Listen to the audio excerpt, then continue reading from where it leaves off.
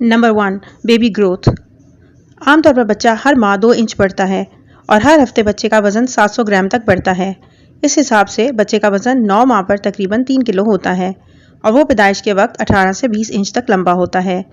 अगर बच्चे की ग्रोथ इसी पैटर्न पर जा रही है तो ये अच्छा साइन है और ये बताता है कि आपकी प्रेगनेंसी स्मूथली चल रही है।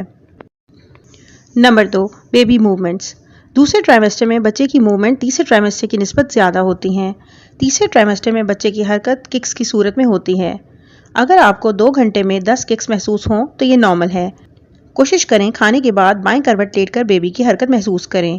अगर बच्चे की हरकत कम हो या बिल्कुल महसूस ना हो तो फ़ौरन अपने डॉक्टर से राब्ता करें। ख्याल रहे कि बच्चा भी हर वक्त मूव नहीं करता, इसके भी स्लीप पैटर्न्स होते हैं।